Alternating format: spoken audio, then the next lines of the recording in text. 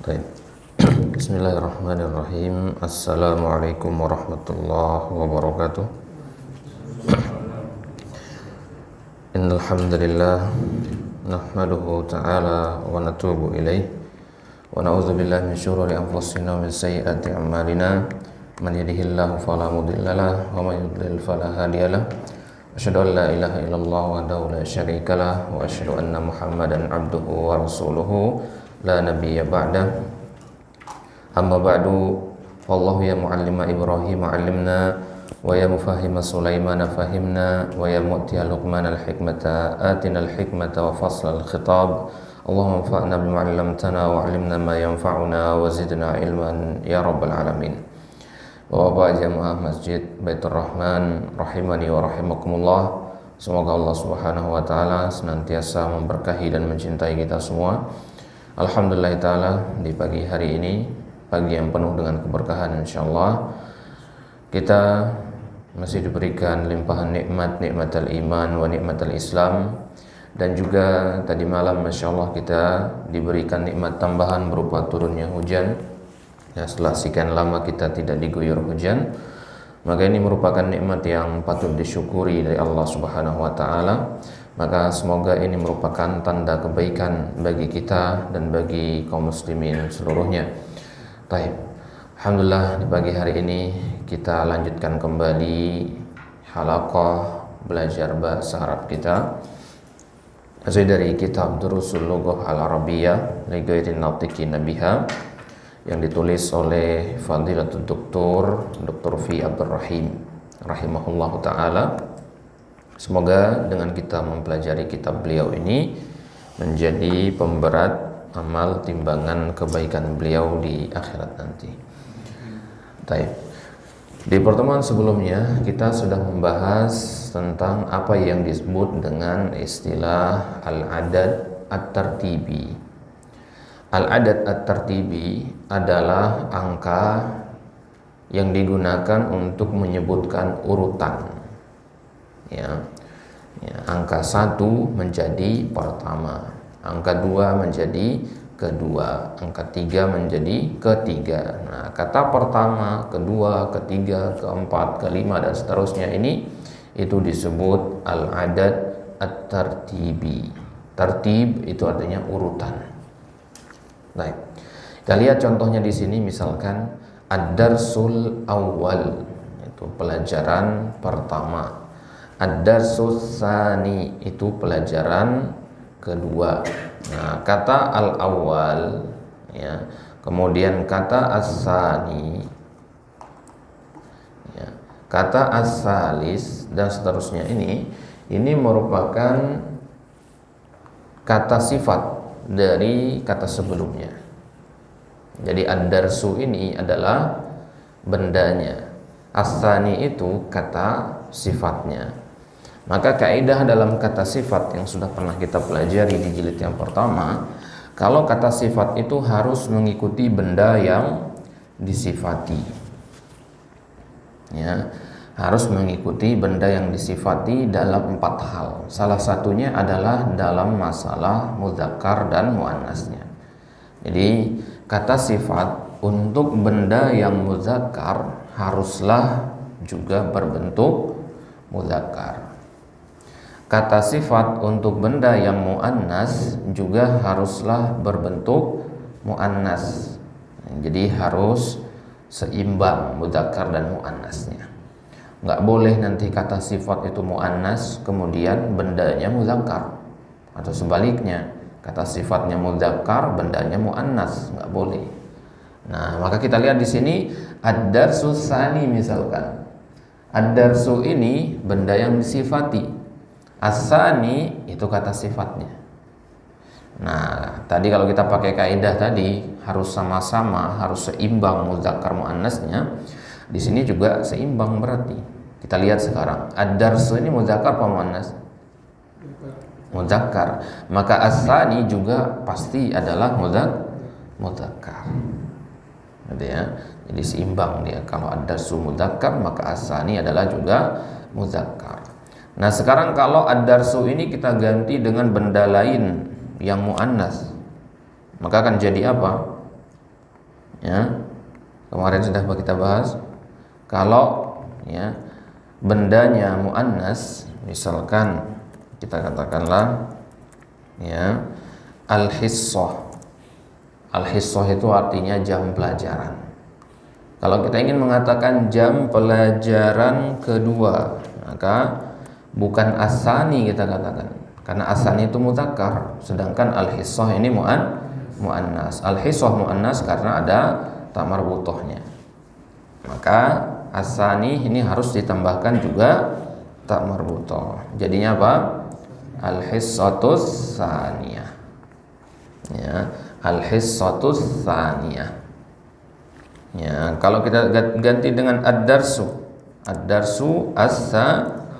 as-tsani. Ya, berarti hanya ada dua bentuk dia, as-tsani atau as-tsaniyah. Ya. Kapan pakai as-tsani? Kalau bendanya muzakkar. Kapan pakai as-tsaniyah? Kalau bendanya muannas. Ya, pakai ta marbuthah atau tidak. Ya, as-tsani menjadi as-tsaniyah. Kalau as-salis menjadi as-salisah. Ar-rabi menjadi ar-rabi'ah. Al-khamis jadi al-khamisah. As-sadis jadinya as-sadisah. As-sabi menjadi as-sabi'ah. As-samin menjadi as-saminah. At-tasi' menjadi at-tasi'ah. Al-ashir menjadi al-ashirah. Semuanya harus ditambahkan ta marbuthah kecuali angka 1. Al-awwal bukan menjadi al-awwalah. Ya, tapi dia perubahannya agak beda. Jadinya apa? Al-ula. Nah, ya. Jadinya al-ula. Al-ula ini artinya sama dengan al-awwal, cuman bedanya adalah al-ula untuk yang muannas. Ya, al-ula, al-awwal. Ya, dikatakan dalam ya, ucapan yang masyhur, banyak orang menganggap dia adalah hadis padahal bukan, ya, yaitu al-ummu madrasatul ula. Kita dengarnya, al-ummu al-madrasatul ula. Ibu itu adalah madrasah ula, ya, sekolah pertama bagi seorang anak. Yang mendidik pertama kali itu adalah seorang ibu. Nah, ini meskipun adalah perkataan yang masyhur, ini bukan hadis, ya. Ini diantara ya hadis, ungkapan-ungkapan yang beredar di masyarakat, ya, dan dianggap sebagai hadis padahal bukan hadis. Baik. Itu dia al-ula, itu sama dengan al-awwal. Nah, sekarang kita masuk ke pembahasan selanjutnya, yaitu pembahasan alaysa kadzalik, bala. Ya, alaysa kadzalik. Ya, kalimat alaysa kadzalik ini ada di dalam kitab, bahkan di Al-Quran juga ada, ya. Apa arti alaysa kadzalik? Alaysa kadzalik. Yang pertama a artinya apakah, laisa artinya bukan atau tidak, kadzalik ka artinya seperti, dzalika begitu, ya. Ya, berarti alaysa kadzalik ini kurang lebih artinya apa? Ya, bukankah begitu? Ya, jadi kalau kita tanya ke orang, ya, Islam itu adalah agama yang penuh toleransi, bukankah begitu? Nah, biasanya diganti akhir pernyataan. Untuk apa tujuannya? Kalimat alaysa kadzalik. Nah, untuk mencari validasi dari lawan bicara kita. Ya, dalam Al-Quran Allah katakan, alastu bi rabbikum, bukankah aku adalah kalian? Nah, maka apa jawaban Bani Israil? Bala. Ya, jawabannya kalau ditanya alaysa kadzalik, jawabannya harus pakai kata bala. Ya, bala hanya 2 rakaat. Apa arti bala ini? Bala ini artinya tentu saja, ya. Bukankah aku Rabb kalian? Tentu saja. Nah sekarang boleh nggak dijawab dengan na'am? Nggak boleh, ya. Dalam kondisi inilah na'am itu bermakna tidak. Ya, kalau ditanya alaysa kadzalik, kemudian kita jawab na'am, itu berarti artinya kita tidak setuju dengan pernyataan tadi. Makanya kata Ibnu Abbas ketika menafsirkan ayat alastu bi rabbikum, ya, kata Ibnu Abbas, idza qalu na'am kafaru. Nah, kalau Bani Israil itu mengatakan na'am, kafir mereka. Ya, ini Bani Israil dulu ya, sekarang. Ya, jadi kalau mereka mengatakan na'am, ya, kafir mereka. Ya, alastu bi rabbikum, bukankah aku Rabb kalian? Iya. Nah, kalau dikatakan iya, berarti kafir mereka. Ya. Nah, bisa begitu? Ya, karena dia setuju dengan lawan dari pernyataan tadi ya. Kalau dia mengatakan na'am, bukankah aku Rabb kalian? Bukankah? Berarti aku bukan Rabb kalian. Ya. Apakah aku bukan Rabb kalian? Kalau dijawab dengan na'am, oh berarti ya, dia tidak menganggap Allah adalah Rabbnya. Ya. Jadi justru kebalikannya. Ya. Ini mana alaysa kadzalik, bala. Maka harus dijawab dengan bala. Ya, dalam hadisnya ini penting ini kita pahami alaysa kadzalik ini kalau ngapulin hadis nanti. Kalau baca hadis-hadis Nabi yang diawali dengan alaysa kadzalik. Ya, tapi nggak mesti sama redaksinya, bedanya nanti misalkan ala unabbiukum ya bi khairin min dzalikum, ya ala unabbiukum, maukah ya tidakkah kalian ingin aku beritahukan kepada kalian tentang ini dan itu. Ya, para sahabat jawabannya bala. Ya, kalau jawabnya na'am berarti mereka nggak mau. Ya, di antara metode Nabi dalam mengajarkan sesuatu kepada para sahabat adalah dengan mengawali pertanyaan dulu. Ya, jadi Nabi nggak langsung datang ke masjid, kemudian sahabat dikumpulkan, kemudian Nabi menyampaikan. Ya, dipanggil sahabat, kemudian ditanya dulu. Ya, tahukah engkau ini? Ya, maukah engkau aku ceritakan tentang ini dan itu? Nah, jadi ada pertanyaan dulu. Tujuannya apa? Dalam metode pendidikan memang ini salah satu metode yang efektif dalam mengajar, itu dengan mengajukan pertanyaan terlebih dahulu. Ya, tujuannya adalah untuk mempersiapkan, ya, mempersiapkan lawan bicara itu agar fokus dengan apa yang akan kita sampaikan. Ya, bisa jadi orang yang akan kita ajak bicara ini dia sedang memikirkan hal yang lain. Ya, masih otaknya masih berisi hal-hal yang lain. Nah, agar dia fokus mendengarkan, ya penting kita panggil dia dulu. Ya, begitu juga kalau kita mendidik anak, ya untuk memberitahukan sesuatu, nggak bisa langsung kasih tahu kalau dia lagi main-main dan sebagainya, karena pikirannya teralihkan dengan yang lain. Harus dikosongkan pikirannya, salah satunya adalah dengan mengajukan pernyataan atau pertanyaan seperti tadi. Baik, ya. Ini contoh alaysa kadzalik di dalam Al-Qur'an, alastu bi rabbikum tadi. Baik. Sekarang lihat di sini ya, di kitab ada beberapa kalimat di situ. Anta minal hindi, alaysa kadzalik. Ya, pernyataannya adalah anta minal hindi. Artinya kamu dari India. Alaysa kadzalik, bukankah begitu? Kemudian dijawab bala. Nah, berarti dia berasal dari India bukan? India. Tapi kalau ternyata dia dari Palestina, berarti jawabannya apa? Ya, na'am. Ya, disinilah kita katakan tadi na'am bermakna la, gitu ya. Hanya dalam konteks kalimat ini saja. Kamu dari India, bukankah begitu? Kalau dijawab iya, berarti bukan dari India. Gitu. Ya, kalau dijawabnya iya, berarti bukan dari India. Normalnya kan iya berarti ya, sama berarti dengan pernyataan, gitu kan? Tapi dalam kalimat alaysa kadzalik, konteks kalimat seperti ini, justru jawaban yang diminta bukan na'am tapi bala. Ya.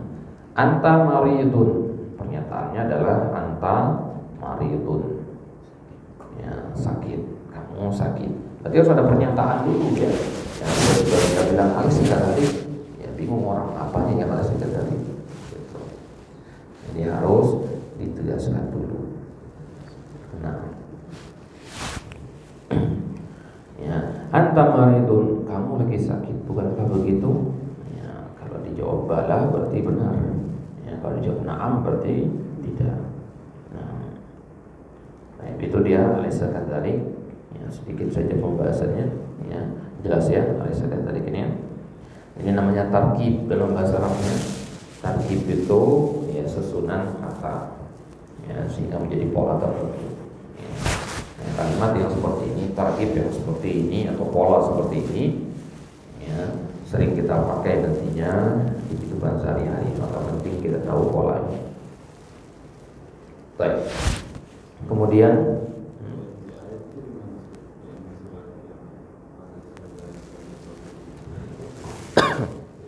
nah, alaysa dzalika ala an yakhluqa mithlahu. Nah, ya. Jadi kalau di dalam Al-Qur'an itu masuk juga dari ayat yang tadinya alaysa dzalika biqadirin. Ya. Bukankah hal tersebut qadir? Ya, maksudnya Allah Subhanahu wa taala Maha mampu ala anna. Bukankah maksudnya yang selain Allah ya? Bukankah yang selain Allah itu tidak mampu untuk menciptakan? Ya, maka ini juga masuk ke pembahasan ini sama dengan alaysa kadzalik. Hanya saja tidak semua alaysa kadzalik itu disebutkan jawabannya bala langsung. Gitu ya. Di dalam Al-Qur'an itu kadang diajukan pertanyaan dan dibiarkan terbuka bukan jawaban. Ya. Kenapa? Karena sudah jelas jawabannya. Kalau di ayat tadi sudah jelas kalau selain Allah itu tidak mampu menciptakan, ya, sehingga tidak ditambahkan jawaban bala. Ya. Jadi tidak semua nanti kita temukan alaysa kadzalik itu pakai bala. Ya, biasanya ya kalau di Al-Qur'an alaysa kadzalik doang gitu. Ya, konteksnya begitu. Nah. Sudah? Ada lagi pertanyaan? Baik, bertanya ke ayyuhuma. Ayyuhuma ini juga diantara bentuk kalimat yang sering kita pakai. Ayyuhuma itu terdiri dari dua kata, ayyu dan huma. Ayyu artinya yang mana, huma artinya dua. Ya. Yang mana dari yang keduanya? Kita punya dua benda di depan kita. Ya, ada dua buah buku. Dua buah buku ini berbeda keduanya. Maka kalau kita ingin tanya kepada orang buku yang mana yang kamu mau, maka kita katakan ayyuhuma. Ya, dari kata huma ini berarti bendanya ada berapa? Ada dua. Nah, kita lihat di sini hadani talibani. Hadani artinya ya, ini dua orang taliban santri. Ya. Baik. Sebelum kita ke situ kita harus tahu dulu ya pembagian ya kata benda berdasarkan jumlahnya. Ya. Ya, di jilid pertama kita hanya bahas tentang apa namanya? Kalau di jilid yang pertama ya kita bahas itu hanya mufrad sama jamak saja. Ya, sekarang kita bahas yang lainnya juga. Jadi kata benda berdasarkan jumlahnya, artinya ada berapa benda, dia dibagi menjadi tiga. Yang pertama namanya mufrad. Mufradun ya, artinya tunggal. Mufrad artinya tunggal. Misalkan kita katakan thalibun. Nah, ini tunggal dia, artinya satu ya, satu santri ya, atau seorang santri ya.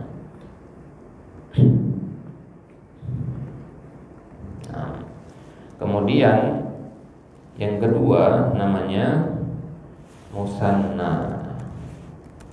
Ya, namanya musanna. Musanna itu artinya apa? Ya, ya, dua, double. Kalau dalam bahasa Indonesia kan satu sama dua nggak ada bedanya ya. Satu buku dengan dua buku bedanya hanya ada pada kata satu sama dua gitu ya. Sebuah buku, dua buah buku. Nah, kalau dalam bahasa Arab nggak perlu nambahkan kata dua itu. Ya, caranya adalah dengan menambahkan huruf di belakangnya. Thalibun tadi kita tambahkan alif dan nun di belakangnya. Jadinya thalibani. Jelas ini? Ya, jadi cara membuat benda musanna itu hanya adalah dengan menambahkan alif dan nun di belakangnya. Thalibani. Ya. Atau menambahkan ya dan nun. Thalibaini. Ya, nanti kita akan pelajari kapan pakai thalibani, kapan pakai thalibaini. Intinya thalibani ini artinya kalau diterjemahkan ke bahasa Indonesia apa? Dua orang santri. Nah, ya. Baru kemudian jamak. Ya. Bentuk ketiga namanya jamak. Jamak itu lebih dari dua berarti. Ya, 3, 4 dan seterusnya. Itu disebutnya jamak. Nah, kalau jamak ya, cara membuatnya nggak ada aturannya. Ya, jamak itu nggak ada aturannya dalam membuatnya. Artinya dia itu polanya nggak ada. Kalau tadi kan enak ya, tambahkan alif dan nun selesai. Ya, kalau jamak ini kita harus lihat ke kamus. Ya, jamak dari thalibun itu adalah tullabun. Ya, tullabun ini nggak ada pola khusus. Ya, harus dihafalin. Karena kalau kita belajar bahasa Inggris ada istilahnya irregular, ya, irregular verb itu harus dihafalin. Ya, dalam bahasa Arab juga begitu, yang seperti ini harus dihafalin. Nah, yang penting thalibun itu mufrad, thaliban itu musanna, tullabun itu jamak. Nah, ya, jadi kalau kita ingin mengatakan dua buah buku, kita katakan apa? Ya, kitabun tambah alif dan nun, kitabani. Dua masjid, masjidun, masjidani. Baitun, baitani. Qalamun, qalamani. Ya. Syamsun. Bisa samsani.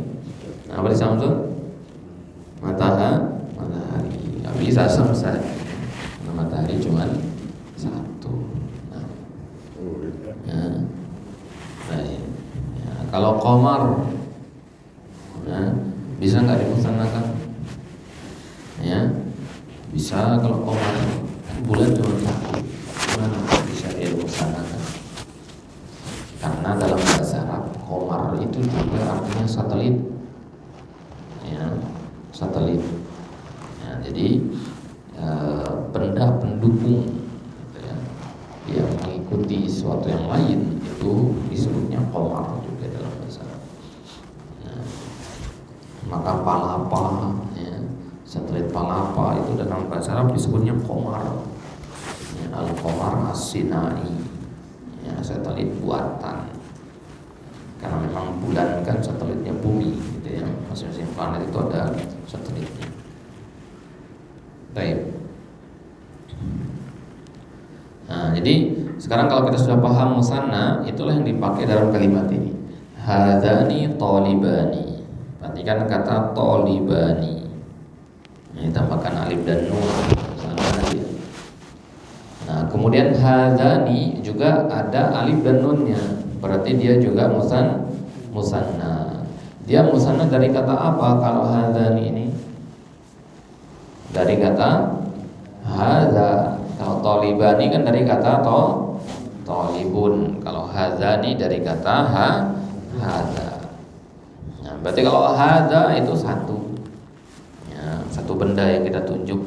Kalau dua benda hadzani. Ya. Jelas nih ya.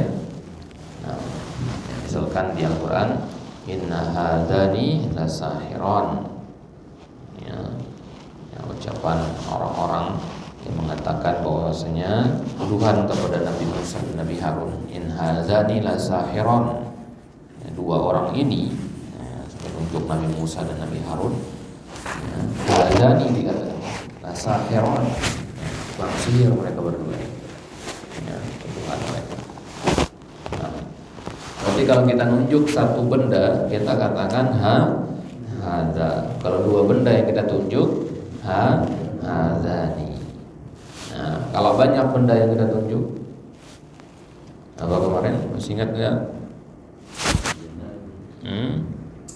Kalau ada banyak benda yang kita tunjuk apa? Ya, hadihi atau haulai. Nah, coba kita meroja sedikit.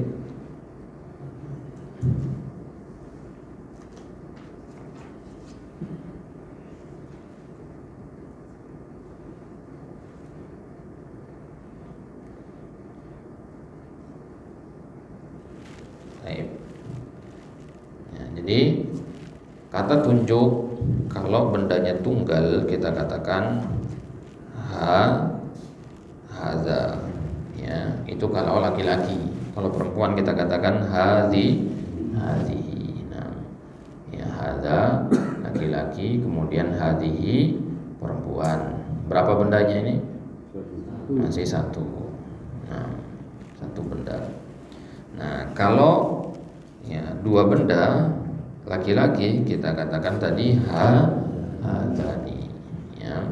Nah, itu kalau laki-laki. Kalau perempuan kita katakan, ya, nah ini dia hatani, nah, ya, hatani, jadi ya. Nah, kita dengar ini ya, hatani. Nah, kemudian ya kalau banyak, nah, kita katakan apa? Haulai, ya, haulai, ya. Kalau hadhihi haula, kalau banyak jadinya apa? Sama, haulai juga, ya, sama dia, haulai juga.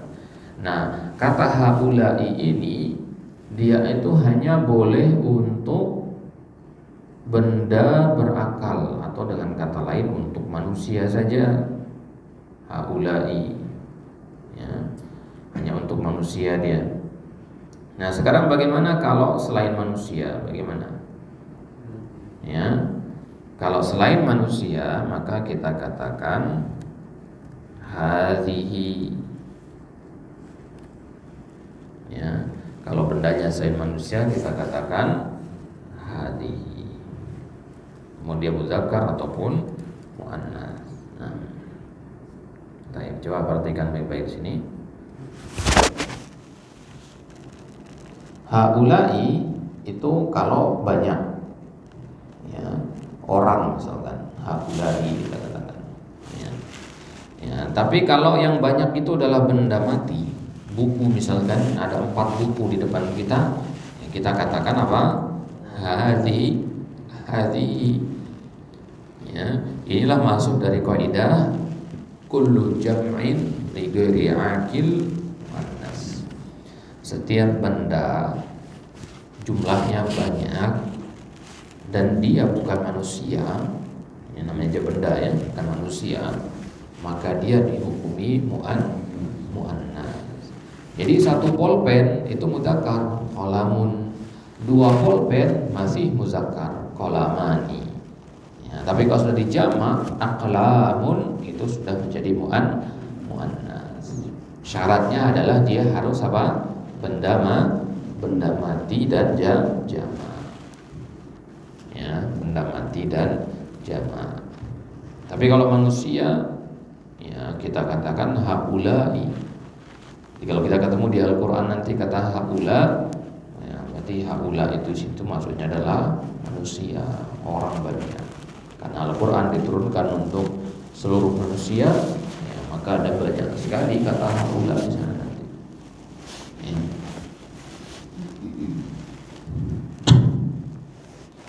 Baik. Ini semua variasi dari kata ini, ya. Kata tunjuk ini dalam bahasa Arab itu variasinya ini dia. Hadza, hadzani, haulai, hadhihi, hadzani, haulai. Ini kata benda dekat semua, ya. Haulai dan seterusnya. Nah, kemudian kemarin juga sudah kita pelajari zalika, ya. Kalau zalika ini untuk apa? Jauh. Itu bedanya dengan hadza, ya. Hadza itu dekat, hadhihi juga dekat. Ini semua untuk dekat. Ya, sekarang kita lihat yang untuk jauh. Ini sudah ditulis ini. Nah, ya, sekarang kita ambil zalika. Ya, zalika itu untuk satu benda muzakkar. Kalau satu benda muannas kita katakan tilka. Ya. Nah, kalau bendanya sekarang ada dua, zalika jadinya apa? Ya, jadinya zanika. Ya, zanika. Ya, kalau tilka jadinya tanika. Nah, pernah dengar yang seperti ini? Kalau pernah ya, jarang kepake memang. Ya. Nah, makanya belum disampaikan waktu tulis di kitab tersebut karena jarang kepake juga. Zanika, tanika. Ya. Kemudian kalau banyak bagaimana? Nah, zalika kan satu, zanika dua, kalau tiga dan empat dan seterusnya. Nah, di sini dia ulaika. Ya. Nah, ini beda. Apa berarti beda haulai dengan ulaika? Ada kaum dekatnya. Haulai itu ya manusia banyak dan dia dekat. Ulaika manusia banyak dan dia jauh. Ya. Muannasnya juga sama, ulaika. Ya. Ulaika. Baik. Kemudian ya, ini untuk yang berakal, untuk manusia ulaika itu. Kalau benda mati yang banyak, kita katakan apa? Tilka. Ya, tilka. Jadi kalau ada banyak kita katakan tilka. Ulaika untuk berakal, tilka untuk yang tidak berakal. Nah. Ya. Tapi terkadang kata ulaika itu diganti juga dengan tilka di dalam Al-Quran. Misalkan di juz 3 awal itu ya, tilka rusulu. Ya, rusul artinya para rasul, para utusan. Ini berakal apa tidak? Berakal karena manusia. Nah, tapi di situ digunakannya tilka. Nah, maknanya adalah ulaika kalau di situ. Ya. Nah, jelas sampai sini ya. Jadi zalika untuk mufrad, zanika musanna, ulaika dan tilka untuk jamak.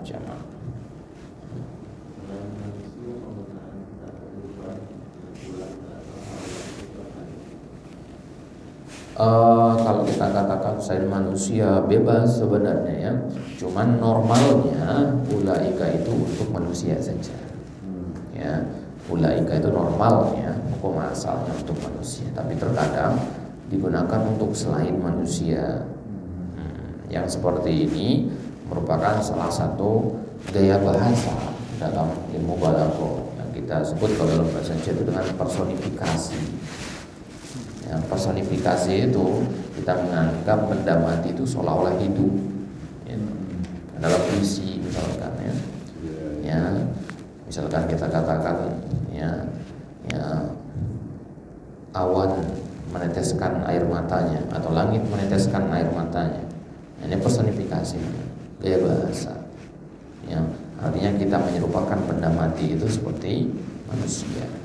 Nah, maka ketika proses penyerupaan itu kita gunakan kata ulaika. Padahal maksudnya adalah benda mati. Nah, dalam syair-syair orang jahiliyah dulu, ya, mereka sering menggunakan kata ulaika ini atau haulai itu untuk al-khail ya, al-jad, untuk kuda yang kencang larinya. Ya, orang Arab itu suka sekali melihara kuda. Ya, mereka membangga-banggakan kuda sebagaimana orang-orang sekarang membanggakan kendaraan mewahnya. Ya, orang kan sekarang berlomba-lomba untuk punya mobil yang bagus. Ya, orang Arab itu berlomba-lomba untuk punya kuda yang bagus di zaman dulu. Nah, kuda yang bagus itu mereka perlakukan seolah-olah memperlakukan manusia zaman jahiliyah. Ya, jadi diajak ngomong, ya, nggak ditempatkan di kandang, ditempatkan di rumah utama, ya, di samping tempat tidurnya sebagainya. Nah, mereka menggunakan kata ulaikal jawadul karim, ya, ya, mereka itu adalah ya kuda-kuda yang tangguh, yang kencang larinya. Padahal kuda tapi gunakan ulaika di sini. Nah, itu contoh penggunanya selain pada manusia. Nah, kalau kita ketemu nanti ya di kitab apapun nanti ulaika itu hukum asalnya adalah untuk manusia. Tapi kalau tidak untuk manusia maka itu hanya bentuk gaya bahasa saja. Ya. Ada pertanyaan lain? Sudah? Zakat. Nah, zakat itu dia berada di antara zalika dengan hadza. Hadza itu untuk dekat, zalika untuk jauh. Nah, kalau bendanya tidak dikatakan dekat, tidak dikatakan jauh, itu digunakan kata zakat. Ya, zakat. Ya, jadi kalau kita menggunakan kata hadza ini untuk menunjukkan kita sangat dekat dengan benda itu. Ya. Kalau bendanya jauh, sangat jauh, kita gunakan dzalika. Kalau bendanya ya kita tidak ingin mensifati dekat atau jauhnya, artinya sedang-sedang saja, kita gunakan kata zaka. Gitu ya. Atau istilah lainnya huna. Ya, hunaka. Itu dia zakat. Jadi zakat itu di tengah-tengah. Di tengah-tengah antara hadza dan ya dan tadi. Jelas sampai sini? Ayo. Zakat itu bisa masuk di mantu atau jual. Masuk apa? Zakat itu bisa masuk ke jual. Mana jual? Zakat. Masuk kok enggak, dia hanya ke mudzakkar saja. Ya, kalau muannas dikatakannya taka, ya, tapi jarang sekali dipakai. Ya, sama kayak zanika ini jarang gitu kan. Ya. Jadi zaka itu dari kata dalika. Ya. Pokoknya kaidahnya begini ya. Kalau pada kata tunjuk itu ada li, ada lam, ya, ada huruf lam, maka itu berarti bendanya jauh. Zalika ada lam situ. Jauh berarti. Tilka ada lamnya jauh. Ya. Nah, kalau zaka apa yang dibuang? Lamnya. Berarti dia enggak dekat, enggak jauh lagi. Ya. Kalau ada ha itu dekat berarti ha za ha zi. Ya. Ya.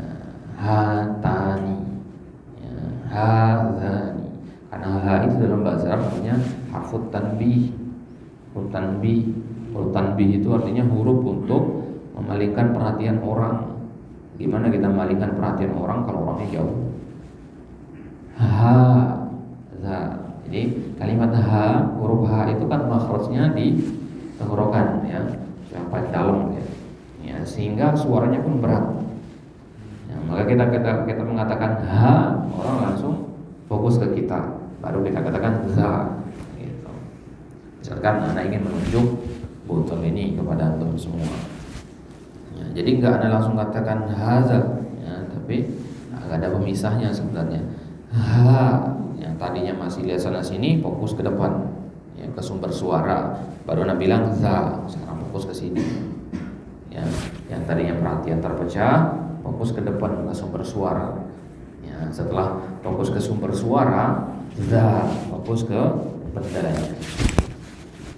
Jadi sebenarnya hadza itu dua kata ya. Ha sama za. Hadhi juga dua kata, ha dan hadhi. Ya. Nah, zalika juga begitu. Ya, ya zalika. Kalau zalika tiga dia. Za itu kata tunjuknya, ya. Kemudian li itu untuk menunjukkan dia jauh. Ka itu menunjukkan ya orangnya atau bendanya itu ada. Ya, kaful khitab. Ya. Nah, kadzalika ini juga dibaca zalikum, tilka dibaca tilkum. Ya, nanti kita bahas untuk variasi seperti itu. Jadi belum selesai sebenarnya pembahasan kata tunjuk, ini masih banyak lagi. Ya, kalau kita kupas lebih dalam masih banyak lagi yang perlu dipelajari berkaitan dengan hadza hadi ini. Nah, tapi untuk sekarang kita fokus ke musanna saja dulu. Zanika, tanika, hadani sama ya hatani tadi. Baik. Nah, jadi tadi kita katakan hadani talibani. Ini dua orang santri, dua orang murid. Ayyuhuma atwalu. Ya. Ayyuhuma tadi artinya apa? Ya. Ayu tadi artinya yang mana dari keduanya atwalu. Atwalu artinya apa? Ya. Paling tinggi apa lebih tinggi? Lebih tinggi. Nah, isim tafdil kan ada dua artinya ya, lebih atau apa? Alik. Nah, kapan kita gunakan kata lebih? Apa? Kalau ada min, itu salah satunya. Tapi kemarin kita sampaikan juga ada satu lagi tempatnya kita pakai arti lebih. Kapan itu? Kalau disebutkan al-mufaddal dengan al-mufaddal alaihnya. Masih ingat itu? Kalau benda yang dibandingkan disebutkan dua-duanya. Muhammad, Zaid. Muhammad lebih tinggi dari Zaid. Nah, kata lebih kita pakai di situ. Kenapa? Karena ada dua orang di situ. Kalau kata paling itu satu orang disebut. Ya. Muhammad santri paling tinggi. Muhammad santri paling tinggi. Ya. Ada berapa nama orang di situ? Satu, Muhammad saja. Ya. Nah sekarang di sini ada berapa orang? Ya, hadani talibani ada berapa orang? Dua orang. Berarti atwalu artinya lebih apa paling? Siapa yang paling tinggi begitu? Apa siapa yang lebih tinggi? Ya, siapa yang lebih? Ya, hadzani talibani, ini dua orang santri. Siapa yang lebih tinggi? Ya, gitu kan? Ya, siapa yang lebih tinggi? Maksudnya dari kedua santri tadi. Kita punya dua orang sekarang, Zaid sama Muhammad. Apakah Zaid yang lebih tinggi ataukah Muhammad? Ya, kalau kita katakan paling, maka nggak bisa pakai huma. Kan huma tadi artinya dua. Dari jamak dia ayyuhum seharusnya. Ya. Ayyuhum ahsanu amalan. Siapa dari kalian yang lebih baik amalannya? Ya. Nah, para ulama yang diminta dari manusia itu adalah ahsanu amala, sebaik-baik perbuatan, bukan aksaru amala, sebanyak-banyak perbuatan. Jadi diminta dari kita itu bukan banyak ibadah, tapi yang sebaik-baik ibadah, meskipun sedikit tapi kualitasnya bagus, itu lebih baik daripada banyak tapi tidak sesuai dengan tuntunan Nabi SAW. Selain kita memperbanyak sholat, puasa, zakat, sedekah, kita juga ya belajar memperbagus ya, sholat, puasa dan zakat. Baik. Jadi ayyuhuma atwalu ini kalau dibaca lengkap jadinya ayyuhuma atwalu minhuma. Ya. Siapa yang lebih tinggi dari kedua mereka? Nah, hadzani talibani. Ya, kemudian hadzani kitabani. Ini dua buah buku. Ayyuhuma ajmalu. Ya, Apa di ayyuhuma ajmalu? Yang mana dari keduanya yang paling atau yang lebih indah, yang lebih bagus? Misalkan ya kita pergi ke toko buku sama seorang teman, ya, di depan kita ada 2 buah buku dengan 2 cetakan yang berbeda. Katanya ayyuhuma ajmalu? Yang mana yang lebih bagus? Ya. Atau pergi ke pasar, ya, atau ke mall dengan istri beli baju, ya, istri nanyakan mana yang lebih bagus, ya, itu ayyuhuma. Kalau benda pilihannya ada berapa? Ada 2. Kalau benda pilihannya banyak, kita katakan ayyuhum, ya. Kalau banyak pilihannya kita katakan ayyuhum. Kalau cuma 1 bagaimana? Ya nggak bisa pakai ayyu, karena ayyu artinya yang mana, ya, yang mana mau dipilih kalau cuma 1, ya. Jadi hanya ada 2, ayyuhuma atau ayyuhum, ya. Tahu nulisnya ayyuhum ya? Ayyuhum itu nulisnya seperti ini. Ayyu, ya, ditambah hum. Ayyu ditambah hum, jadinya gabung ayyuhum. Ayyuhum, ya. Atau juga kadang dikatakan ayyu ditambah kum, sama dia ya. Ayyuhum ditambah kum, ayyukum. Ya, apa bedanya ayyuhum sama ayyukum? Hum sama kum itu bedanya apa? Hum itu artinya mereka, banyak benda goib. Ya, kum itu kalian lawan bicara. Ya. Kalau misalkan anak ngomong ke Ma'ruf, ya, Ma'ruf, dari 3 buku ini mana yang kamu pilih? Itu anak katakan ayyuhum, ya. Tapi kalau misalkan Ma'ruf sama santri yang lain lagi duduk, kemudian anak tanya, siapa dari kalian yang hafal Al-Quran? Maka anak katakan ayyukum. Nanti bedanya ini ya? Ayyukum. Maka di Al-Quran kalau ada kata ayyukum, itu Allah sedang berbicara langsung berarti dengan kita. Ya, nggak ada benda ketiga di situ. Kalau ayyuhum itu ada benda ketiganya tadi. Anak berbicara kepada Ma'ruf tentang buku mana yang lebih bagus. Ada benda ketiga itu buku.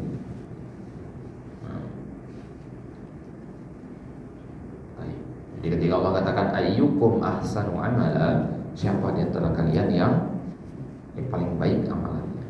Ini bukan pertanyaan, ya, tapi bentuknya adalah kadang pertanyaan itu bermakna pernyataan, ya, penegasan, istifham, ingkari. Alaihissallahu biahkamil hakim.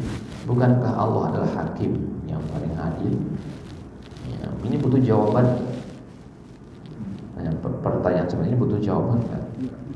Nah, ya, bahkan ya, kalau ada sampai orang yang ragu-ragu dengan jawabannya, kafir.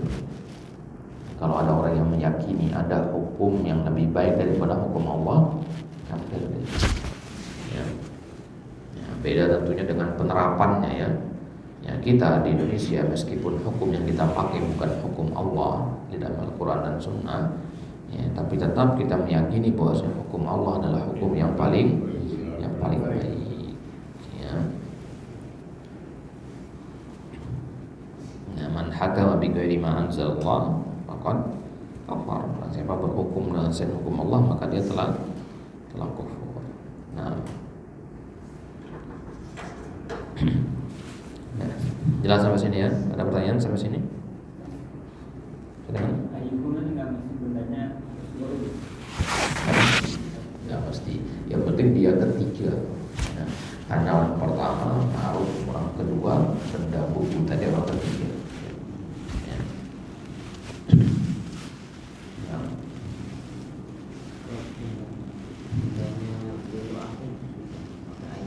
Ayyuhum. Kadang memang dikatakan ayyuha, tapi kalau dalam kisah itu saya, ya, ayyuhum itu udah mau dia akil sama. Jelas sampai sini ya? Baik, ada pertanyaan lagi? Sudah? Baik, al-kalimatul jadidah dibuka di kitabnya. Kemarin sudah ditulis arti-artinya. Coba dicek dulu. Al-kalimatul jadidah. Halaman berapa itu? Halaman 25. Yang bawah halaman 25. Sudah ditulis ya, kosakata baru.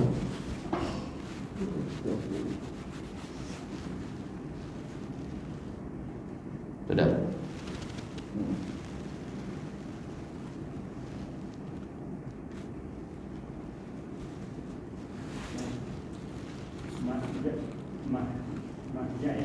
Bedanya dengan misalkan Sama.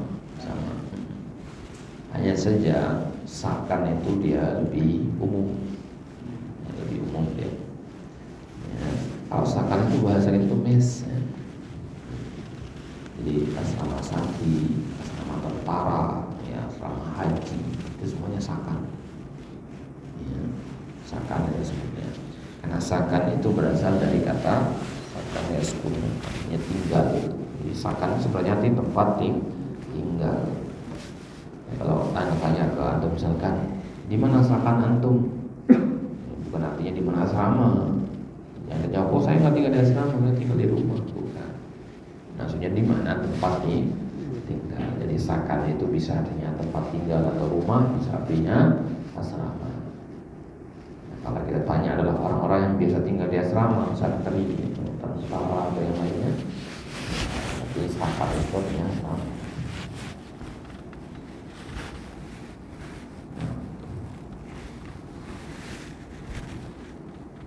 Baik, sudah ditulis ya, sudah. Jamak-jamaknya juga sudah mulai. Sudah, baik. Nah, sudah, berarti ini akhir dari pelajaran yang ada salis. InsyaAllah nanti kita bahas di selanjutnya di adas rabi. Ya, di adas rabi ini kita akan membahas nanti ada fi'il madhi. Nah, ini mulai kita masuk ke kata kerja. Kalau dulu pernah kita bagikan tabel dulu ya, tabel domir itu ya, masih disimpan. Kalau masih disimpan nanti di bawah. Kalau tidak nanti kita perintahkan ulang. Nah, di pertemuan selanjutnya nanti insyaallah kita akan bahas fi'il madhi. Zahaba, zahabu, ya. Kata kerja, ya. Kalau saya pergi, kamu pergi, kalian pergi. Nah, itu dalam bahasa Arab beda-beda nanti. Ya. Jadi saya pergi itu zahabatu, kamu pergi zahabata laki-laki, zahabati perempuan. Nah, nanti kita lihat di pertemuan selanjutnya. Kemudian kita akan bahas li'anna nanti. Li'anna itu artinya karena. Bagaimana kalau kita ingin mengungkapkan sesuatu? Saya tidak hadir karena sakit. Bagaimana mengungkapkannya? Kemudian nanti kita bahas na'am dan bala. Apa beda na'am dan bala? Ya, lanjutan dari pembahasan tadi. Alaysa kadzalik bala. Nah, itu insyaallah kita bahas di pertemuan selanjutnya. Terus sekarang kita lanjutkan pertemuan kemarin hari Sabtu itu ya, untuk lanjutkan sedikit saja lagi ya, pembahasan tentang tanda-tanda baca di mushaf itu ya. Ya, ini nanggung pembahasannya masih sedikit lagi.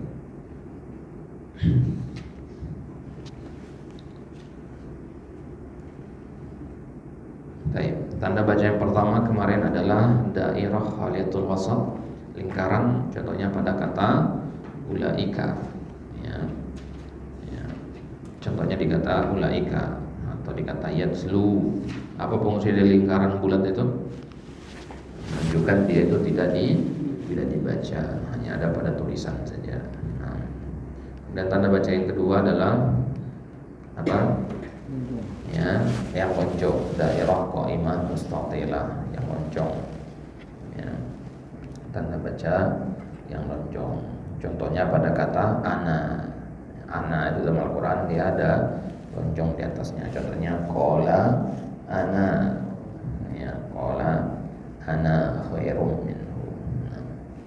Kemudian tanda baca yang ketiga ra'sul ra'in saghira, kepala kha kecil, atau kita kenal dengan kata sukun. Contohnya pada kata min, ya, min khairin. Nah, ini namanya rasu khair saghirah. Yang sudah kita bahas kemarin kapan dia dihukum idgham kamil dan idgham naqis.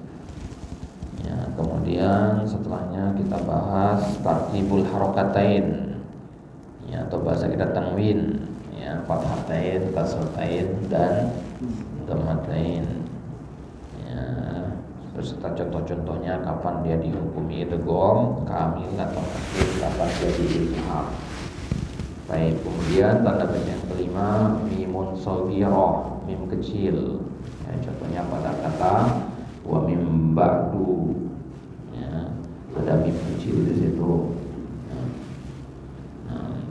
Ini sudah kita bahas kemarin. Kemudian tanda baca yang keenam al-hurufus shaghirah, huruf-huruf yang kecil. Ya, contohnya misalkan alif pada kata zalika itu ya.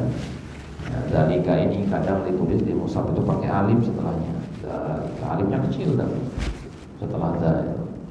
Ya, zalika. Makanya dia dibaca panjang zalika. Padahal tulisannya pendek. Ya, zalika tulisannya. Tapi dibacanya zalika. Ya, kenapa? Karena sebenarnya ada alif kecil. Nah, alif kecil ini muncul pada mushaf. Kalau di pengucapan sehari-hari nggak ada. Kalau di kitab Durus Ulum kok ada zalika pakai alif? Enggak, tapi bacanya tetap pakai alif. Ya, 2 harokat. Zalika. Kalau bacanya zalika salah harus zalika. Kayak hada itu. Tepatnya bahasa hada.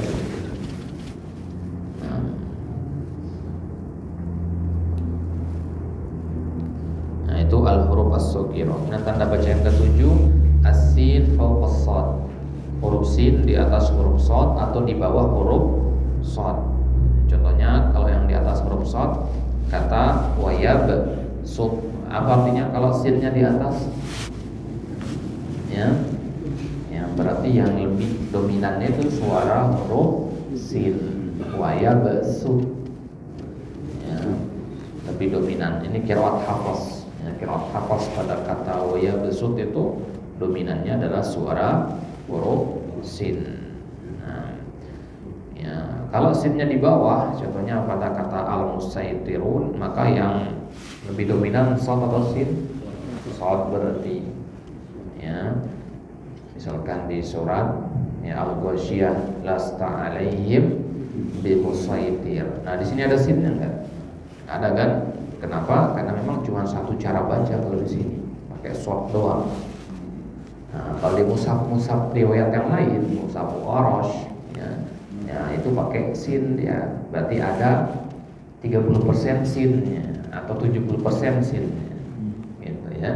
Tapi kalau dalam qiraat kita Hafs 100% pakai shad. Gitu ya. Berarti kalau ada huruf sin itu fungsinya tadi. Ya, tapi ini syaratnya huruf sin ini harus berada di tengah.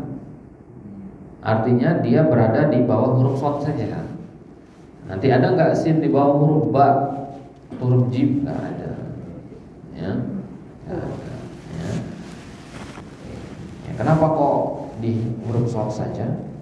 Karena dalam bahasa Arab itu ada kata saytoro sama soytoro. Ya, ini kata bimusaytir ini dalam bahasa Arab. Ada orang Arab suku-suku tertentu yang bacanya saytir. Ya, suku tertentu bilangnya soitir. Nah, dan Nabi pernah membaca dengan dua-duanya. Gitu. Kepada suku yang sehari-harinya bilang sa, nah, Nabi baca bimusaytir. Kepada suku yang biasanya mereka pakai shad, ya, Nabi baca bimusaytir. Gitu. Ya. Tidak merubah arti. Kenapa? Tidak merubah arti. Tidak merubah arti. Nah, artinya sama. Ya. Saytoro, saytiru artinya menguasai. Ya, saytoro juga sama. Ada juga suku-suku tertentu di Arab itu. Ada huruf-huruf yang dia diganti sama mereka. Ya, misalkan, ya, ada suku yang mengganti huruf lam itu dengan mim. Bayangin susahnya jadinya. Ya, huruf lam. Alif lam itu banyak sekali di Al-Quran kan. Alhamdulillah saja sudah ada lam di situ. Nah, ganti lamnya dengan mim. Jadinya apa? Alhamdulillah, alhamdulillah jadi alhamdulillah. Ya, ya bayangin repotnya. Alhamdulillah, Ar-Rahman, Ar-Rahim. Ya, repot kan? Jadinya begitu. Ya, ada suku-suku yang nggak bisa, ya harus pakai M. Ya, ya. Kenapa begitu? Ya sehari-harinya begitu. Dialek mereka gitu. Bahasanya sama-sama bahasa Arab, tapi dialeknya itu banyak. Ya. Ya, dialek bahasa Arab itu banyak.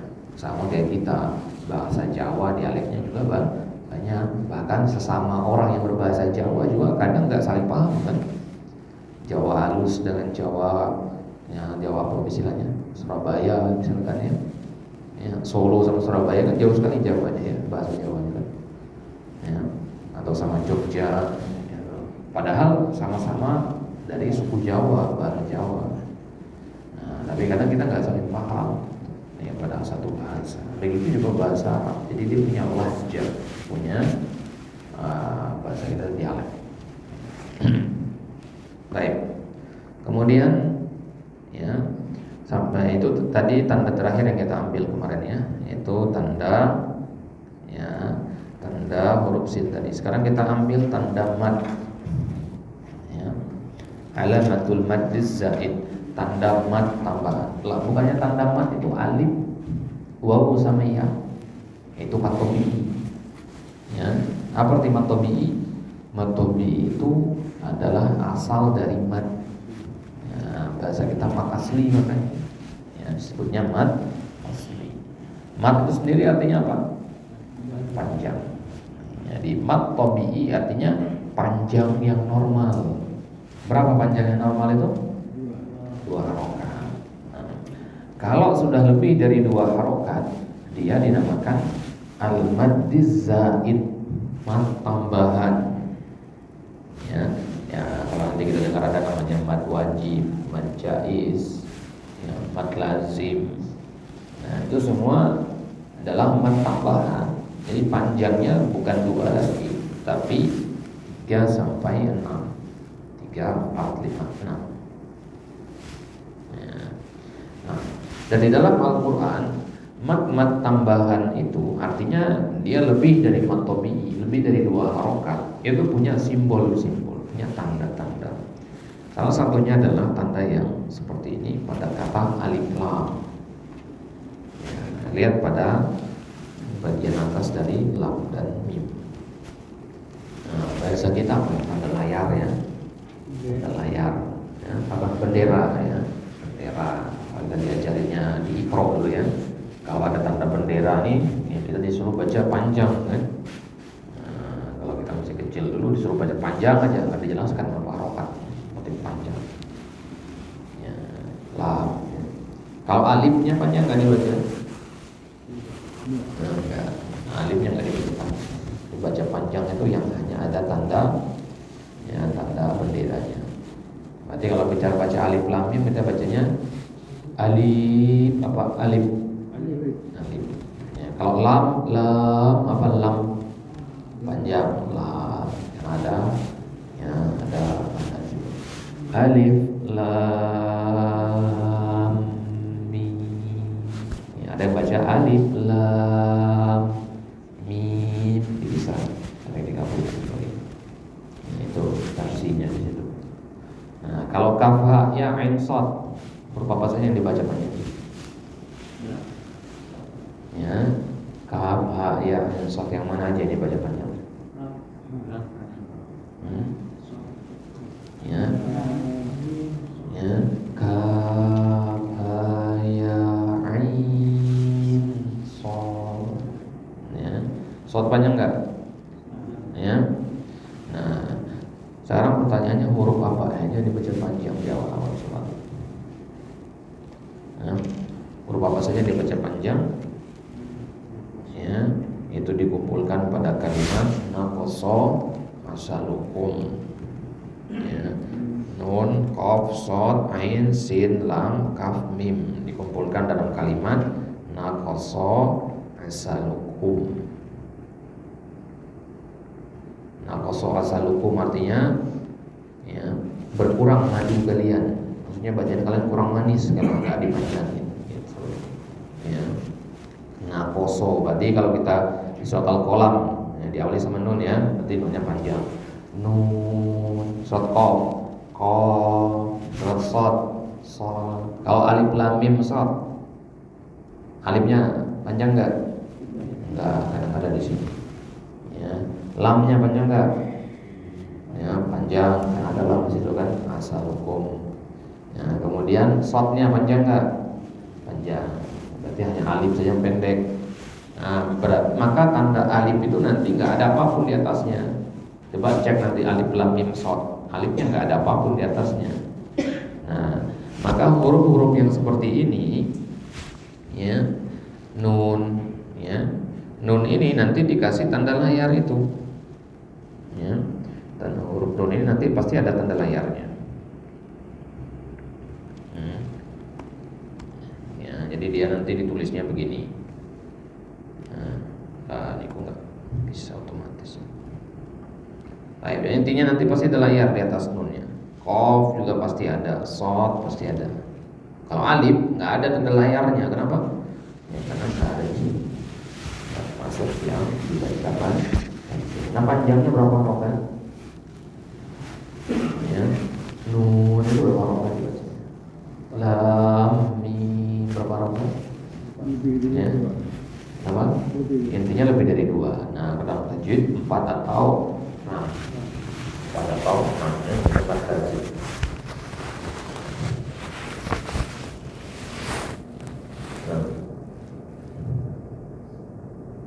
Baik, lanjutkan.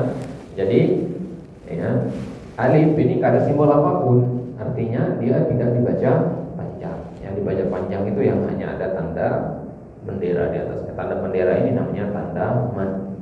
Mad apa tadi namanya? Mad zaid. Tanda mad zaid.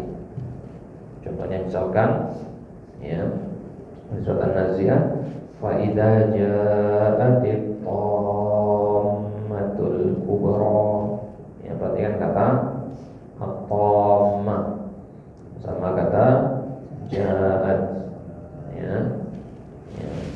Ja'atit tammah. Ja'atnya dibaca maka ya fa idza kalau ada yang baca fa'iza ja'ati, ya, za-nya sama ja-nya sama panjang, keliru. Ya. Kalau dibaca iza 2 harokat, ja 2 harokat, keliru. Karena iza itu matobi'i, ja bukan matobi'i. Dari mana kita tahu dia bukan matobi'i? Dari tanda, ya, tanda masyarakat itu, tanda bendera di atas. Nah, sekarang apa bedanya tanda mad yang di kata ja'a dengan di kata atau? Yang pertama, yang kedua, bedanya apa? Nah, kalau ja'a ini, ya, dia sama-sama satu kata, ya, sama-sama satu kata. Ya, bedanya adalah setelah mad itu ada tasydid, ya, tom, ya, ya, sama seperti pada kata walad Matazim harfa mustaqal, ya.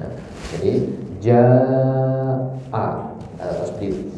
Tapi kalau sini tomma, jadi panjangkan dulu 4 atau 6 harokat, baru kemudian masukkan ke huruf mim gunnah, ya. Ya, maka harus agak lama di situ, ya. Fa idza ja'atit tom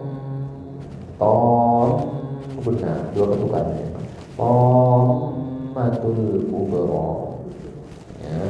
Bukan tomatul kubro, enggak. Kalau tomatul kubro ada tasydidnya. Nah, dibacanya tomatul kubro. Nah. Baik. Ya. Tapi kalau kita lihat di sini kan tanda layar ini berada di atas huruf, ya. Huruf apa ini? Huruf apa? Huruf alif. Nah, kadang dia juga itu berada segaris dia di atas huruf tambahan. Coba lihat di sini. Lihat tanda layar ada, ya. Wa ma ya'lamu ta'wilahu illallah. Ya. Ada waw kecil. Nah, waw kecil ini artinya apa? Ada 2 simbol di sini. Sudah tadi kita bahas. Waw kecil itu artinya apa?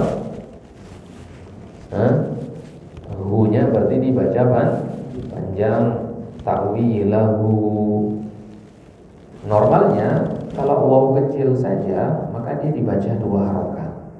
Ta'wilahu 2 harokat. Tapi karena ada tanda layar di atas waw kecil itu, maka dia jadinya 4 atau 6 harokat. Wa ma ya'lamu ta'wilahu illallah. Jadi kalau kita ketemu hu di dalam Al-Quran nanti ada 3 versi. Ada yang dibaca 1 harokat hu, ini nggak ada waw kecil di setelahnya. Ada yang dibaca 2 harokat, ini ada waw kecilnya hu, ya. Ada yang dibaca 6 harokat, ini ada waw kecil ditambah tanda benderanya hu. Contohnya ini, paling ini ya. Nah ini yang paling sering kita lupakan kalau baca Al-Quran. Sering sekali kita dapati orang baca Al-Quran tidak memperhatikan simbol, ya, ya, karena terlalu kecil, gitu ya, terlalu kecil juga, ya. Orang biasanya baca ayat ini wa ma ya'lamu ta'wilahu illallah, cuma 2 harokat dikasihnya, ya, ini cuma 4 harokat, ya. Kenapa? Karena ada tanda layar itu, ya. Nah, ya. Baik. Jelas sampai sini ya? Baik. Kemudian tanda yang ke-9, ya, ini tanda yang terakhir kita ambil untuk sekarang, yaitu nuqtatun mahmusatul wasat. Ya. Nuqtah itu hanya titik, ya, 1 titik. Lalu beda dengan lingkaran. Kalau lingkaran tengahnya kosong, kalau ini titik, ini tengahnya berisi. Nah, ini namanya nuqtah mahmusatul wasat. Contohnya itu hanya pada 1 ayat saja di surat Hud. Surat Hud ayat 41. Wa qala irkabu fiha bismillahi majriha wa mursaha. Tapi kan kata majriha, ada tanda titik di bawah roh itu. Nah, maka rohnya tidak dibaca roh, tapi dibacanya ri. Nah, dalam bahasa Arab kan nggak ada huruf e ya. Ini kok bisa dibaca ri? Nah, ini salah satu ayat yang asing dalam Al-Quran. Ya, jadi hanya pada ayat ini saja ya, tidak ada pada ayat yang lain.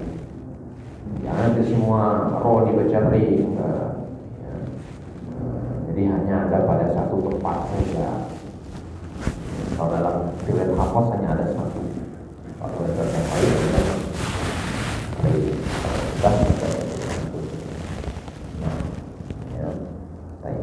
yang seperti ini, bacaan roh menjadi rai ini namanya apa? Ya, apa tadi? Imalah. Dan ini namanya imalah kubro. Imalah itu artinya ya, nyeleweng dari A menjadi E. Namanya imalah. Nanti ada imalah kubro, ada imalah sukro. Ya, nantilah kalau ada waktu yang lain kita bahas perinciannya, karena luas bahasanya. Nah, ini namanya imalah kubro. Ya, dalam riwayat hafaz ini sebutnya imalah kubro. Asal katanya adalah majro, ya, majroha. Ya, tapi di ayat ini dibacanya majreha. Sebelum kita ke situ, untuk kita memahami kenapa pakai imalah di sini, ya, apa hikmahnya imalah di sini, kenapa dibaca majre di sini. Ya, kita harus pahami dulu konteks ayatnya. Konteks ayat ini adalah ya, ucapan Allah kepada Nabi Nuh alaihissalam ketika banjir bandang. Selesai buat bahtera, buat kapal yang besar itu, Allah katakan irkabu fiha, naikilah ya, bahtera yang sudah kamu buat ini, bismillah, dengan menyebut nama Allah. Majriha wa mursaha. Majriha artinya dia berlabuh, ya, kapal itu mulai jalan ya, di atas air. Nah, kapal itu berjalannya di atas air. Sedangkan majro itu dalam bahasa Arab artinya berjalan di atas tanah. Nah, untuk membedakan dia berjalan di atas air dibaca majri. Maksudnya, jadi kalau kita bacanya majroha artinya kapal laut itu jalan di atas tanah, itu kan tidak mungkin. Nah, makanya dibacanya majri. Ini diantara hikmahnya kata para ulama. Allah Ta'ala alam benar apa tidaknya pendapat ini, para ulama menyebutkan seperti itu. Nah, ini namanya imalah, dan hanya ada satu-satunya pada surat Hud ayat 41. Bisa dicatat ya, imalah itu ada pada surat Hud ayat 41. Ada nanti yang namanya ismam, ya, ada nanti namanya al-idlam. Ada nanti bagaimana cara membaca ajamiyun, ada lagi yang baca la ta'manna, sebagainya. Ada beberapa ayat yang gurib, ya, ini namanya ayat yang gurib, ayat yang asik. Ya, ini cara bacanya kita harus talaqi, ya, kita harus belajar untuk bisa mengetahuinya. Kalau kita nggak belajar tajwid, ya kita akan baca majroha aja. Nah, yang bacanya bismillahi majriha wa mursaha. Imalah. Apa tadi arti imalah Ustaz? Menyeleweng, nyamping. Penyelewengan bacaan. Ini kalau majro normal, majri nyamping, miring. Nah, itu miring lebih tepatnya, miring. Majri. Lebih daripada miring. Miring penyebutan dari O menjadi E. Terus ada istilah kubra dari imalah. Nah, ini nanti untuk membedakan dengan riwayat-riwayat yang lain. Nanti ada yang membaca dengan imalah sugro. Ada imalah sugro, ada imalah kubro. Nah, kalau dalam riwayat kita hanya ada satu saja, imalah kubro. Riwayat yang lain nanti ada imalah sugro juga.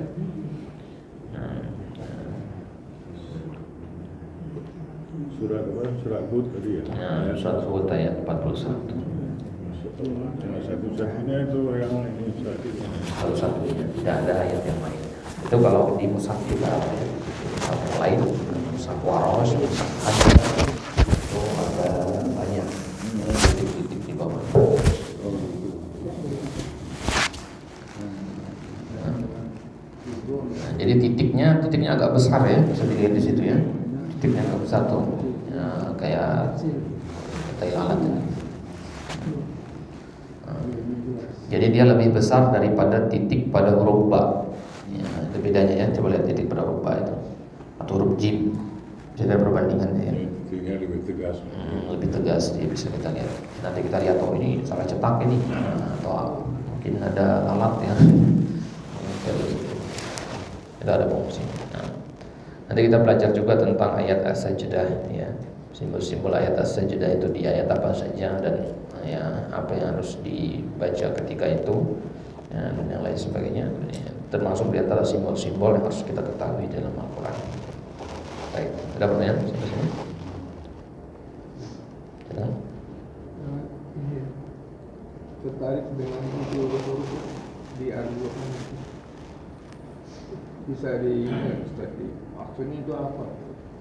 Huruf-huruf. Iya, di alam. Huruf perkoaan namanya.